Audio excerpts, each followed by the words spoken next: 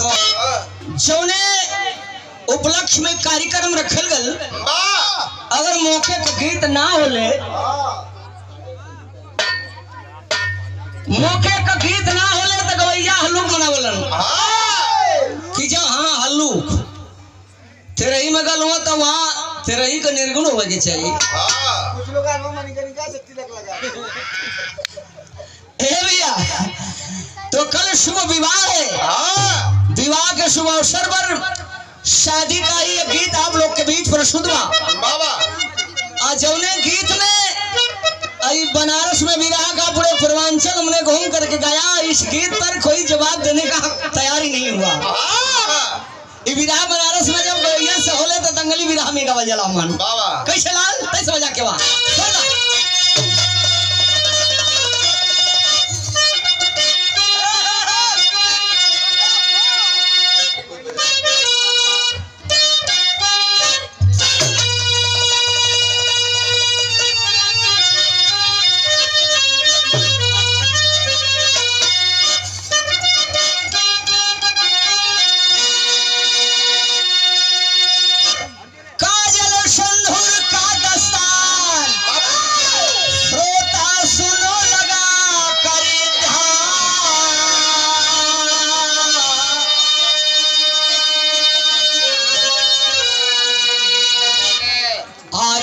चल देश में करता हूँ विख्यात।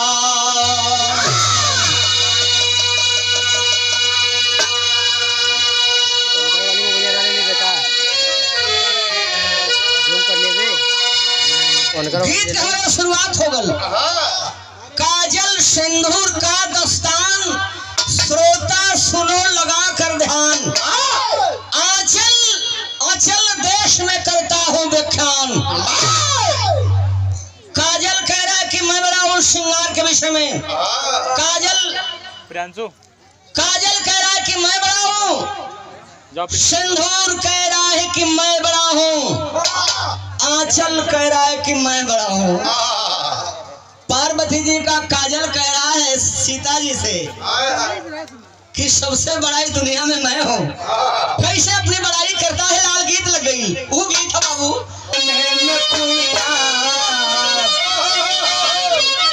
बस अंगने में खुइया राजा के मरू,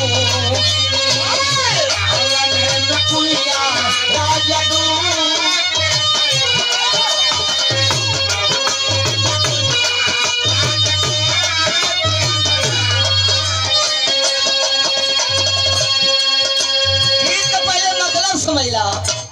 आज के परिवार में लड़की के इतना व्यवस्था बा, मतारी इतना व्यवस्था दे दिला कि माई से लड़कियां पूछते कि माई हम ससुराल में जाब तो हमार बीती कैसे, इतना काफी व्यवस्था बा। रोज हम सारनाथ घूमे जाइला, लेकिन हम ससुरे में जाब तो हमार बीती कैसे। मतरिया कहते कि बेटा जइहा तकाल बजइहा, झगड़ा करबू दू पराने रहू, दू ठेलिट्टी बनेबू खा लेबू, उहा काम कैले सो जाके वहाँ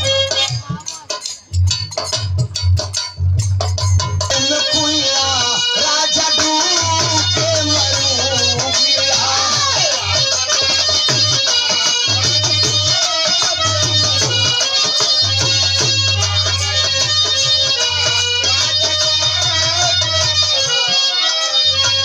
सासू बोलिया बोली कुछ ना कहूँगी, सासू बोलिया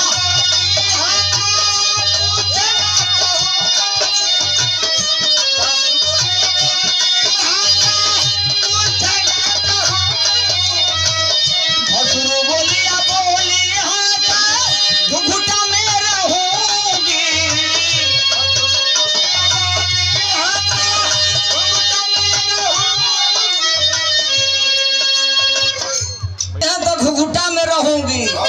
देवरानी देवरानी जेठानी देवरानी बोलिया बोली है वो चटान के लड़ो।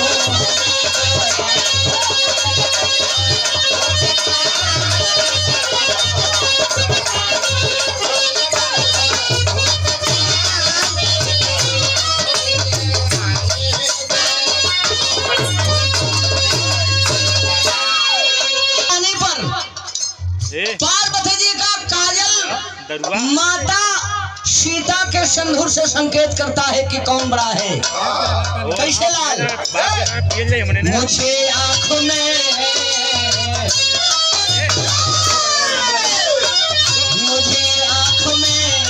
जो लगा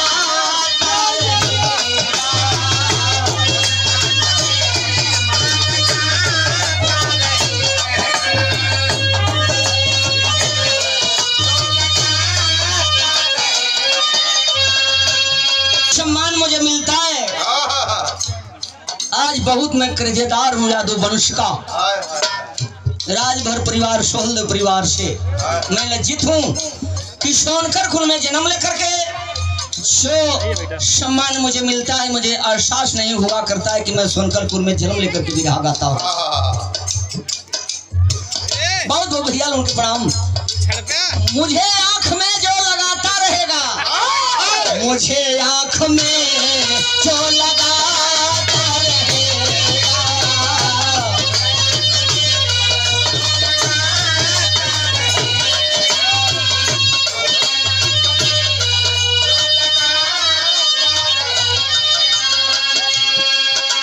आंख में जो लगाता रहेगा, अरे हाँ लगाता रहेगा, दुनिया का हर मंजिल पाता रहेगा।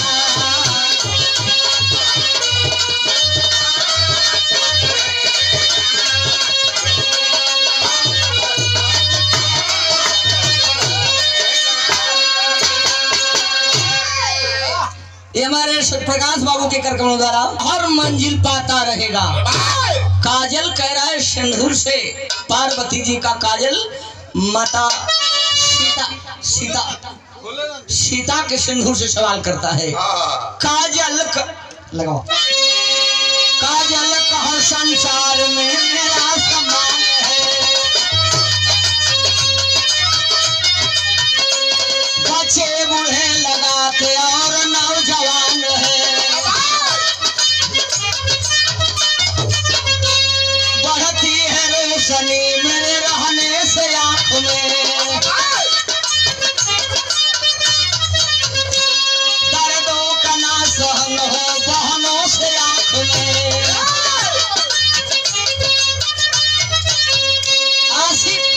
आशिक मासूका करते मुझको सलाम है। कुल श्रृंगार कैले के बाद अगर आंख में काजल ना हो तो कुल श्रृंगार अधूरा लगला।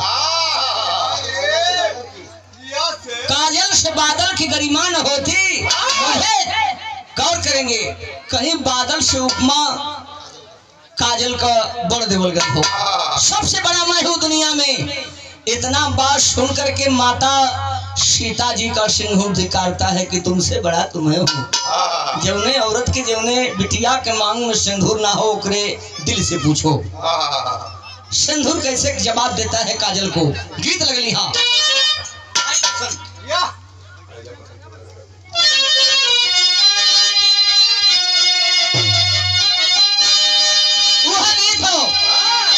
कौनो देवर भौजाई के छत में ले जाके यही गुलाब के आमे और तकावत हो कि भौजी हो देख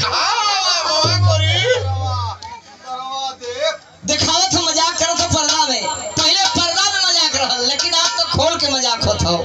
ए भैया है अच्छा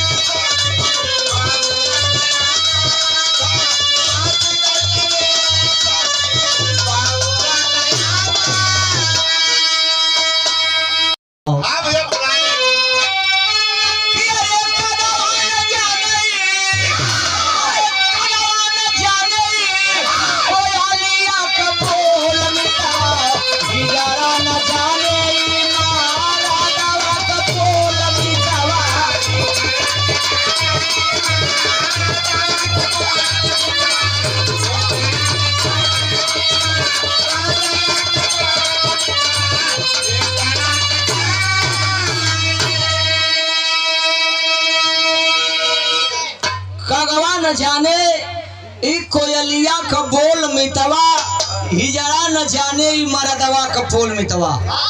सिंदूर सीता जी का सिंदूर पार्वती जी के काजल को संकेत करता है कि तुमसे बड़ा मैं हूँ। है सेठ जी आऊंगा। अरे भैया ए भैया, अरे सेखी झर जाई कुहला, सेखी झर जाई कुहला हमारे संभानावा।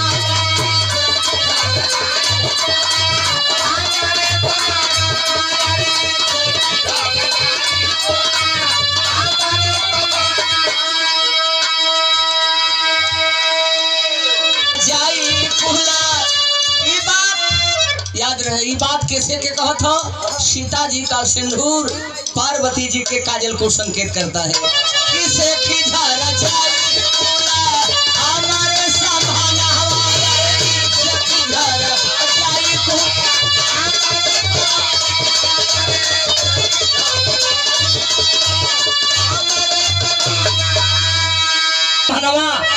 अब तू सुनाए मीता, अब तू सुनाए मीता हमारो बयाना, अब तू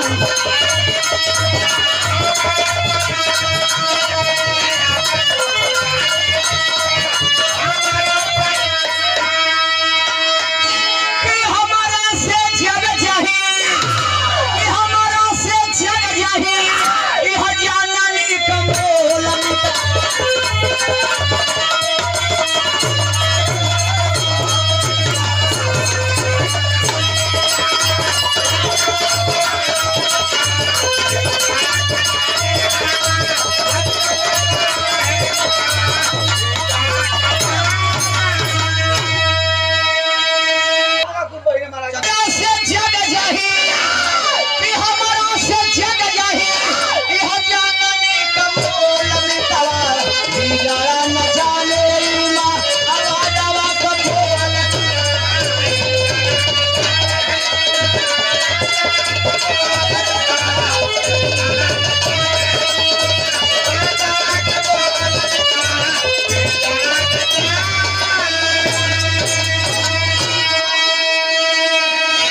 सबसे बड़ा इज्जत में मैं हूँ।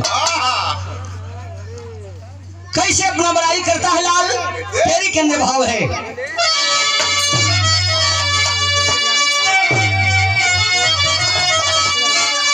के विधवाएं रोती सिंदूर के बिना, कविता कलम कवि की आंसू धार बहारी।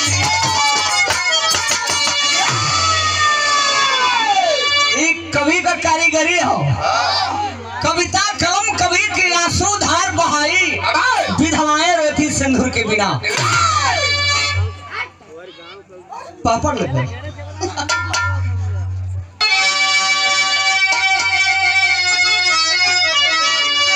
सिंदूर कह रहा है और क्या बाकी अभी है, क्या बता रहा है कि अरे बिना सिंदूर के होता नहीं गुजारा पीवा की नगरी में। अरे बिना सिंदूर के होता नहीं गुजारा पीवा की नगरी में। माटी हो या माटी जाकर सारा पीवा की नगरी में।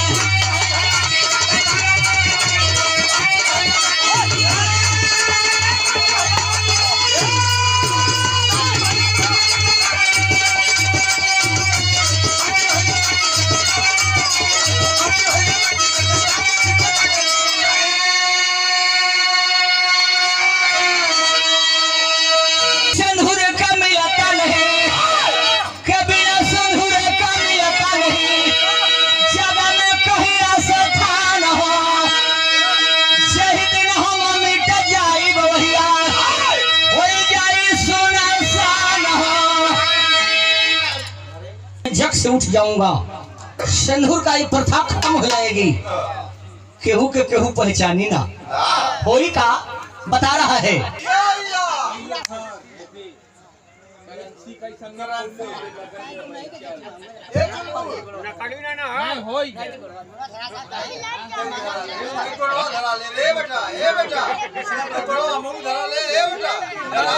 ये देखे सिंदूर का मिलता है,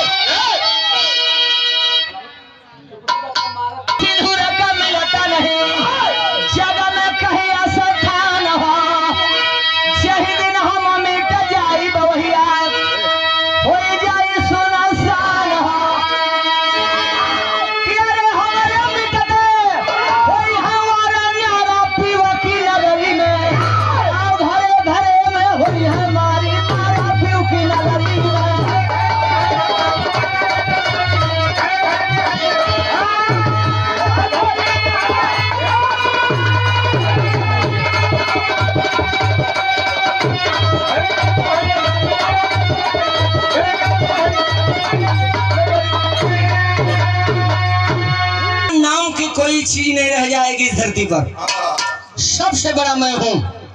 ए भैया, सीता जी का सिंदूर कह रहा है मैं बड़ा हूँ, पार्वती जी का काजल कह रहा है कि मैं बड़ा हूँ।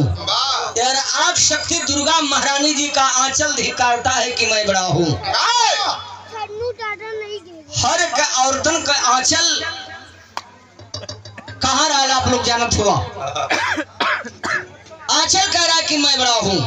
कैसे अपना बड़ाई करके साबित करता है, अल्लाह के अंदर भाव है।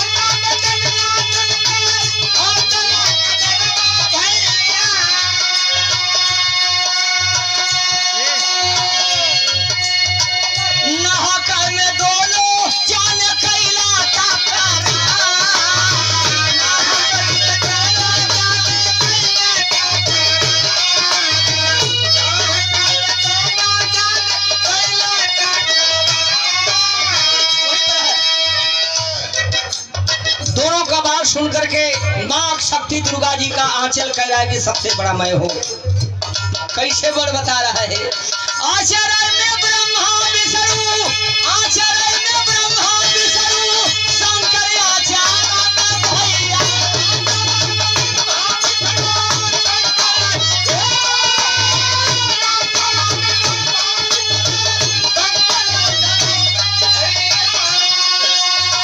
सृष्टि के रचयिता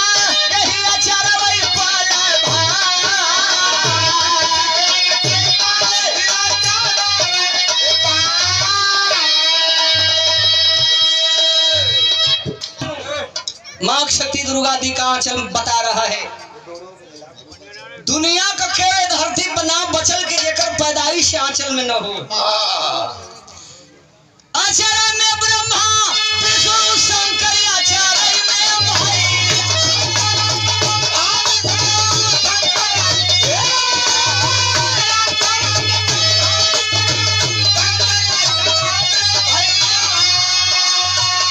आचार्य के नीचे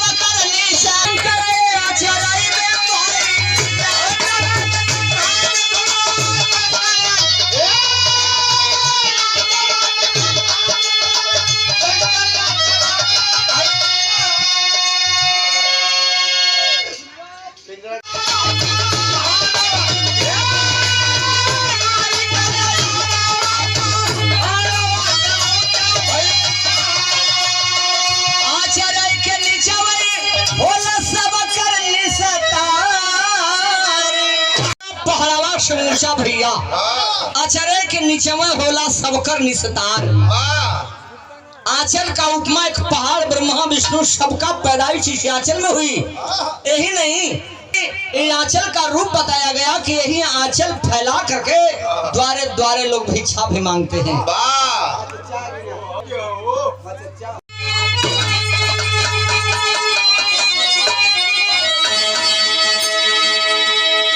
सारे लोगों का पैदाइश करने के बाद जो सृष्टि का रचना किए ब्रह्मा विष्णु महेश, सारे लोगों का पैदाइश इस आंचल में हुई। उसके बाद लाखों लाखों जवान अपनी प्राणों की आहुति दे करके धरती धरा को आजाद करवाए। हंस करके फांसी का फंदा गले लगा लिए। इस सदा सदा के लिए माँ के आंचल में झूला झूल गए। आखिरी लाइन में भाव है, कहना है कवि का।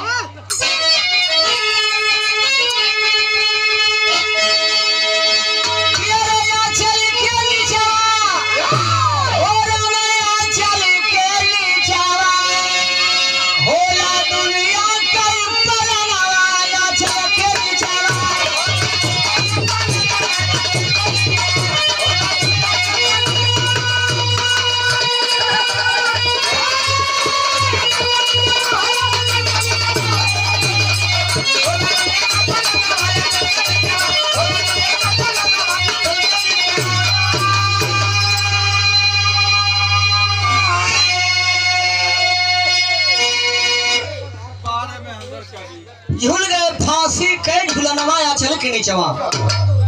राणा शिवा शकर सुभाष सुखदेव भगत सिंह गांधी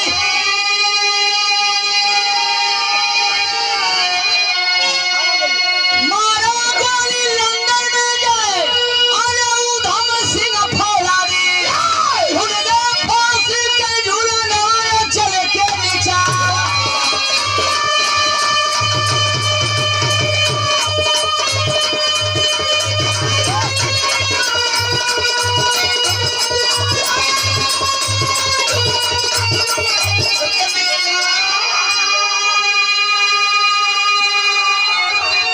चल के नीचवा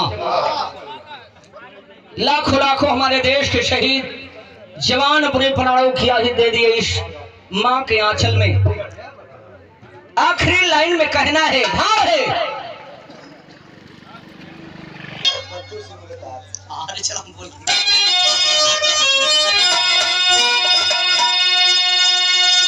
गुरु बिहारी गुरुपतु कहे डूबे गम से यादो सुरत गुरु भारी के आंसू बहे कलम से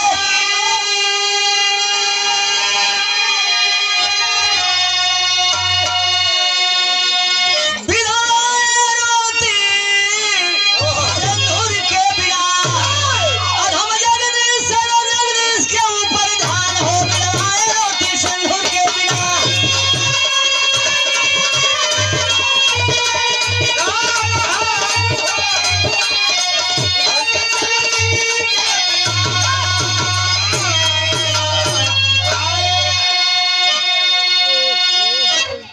देखें हमारी आवाज अगर गोलू बाबू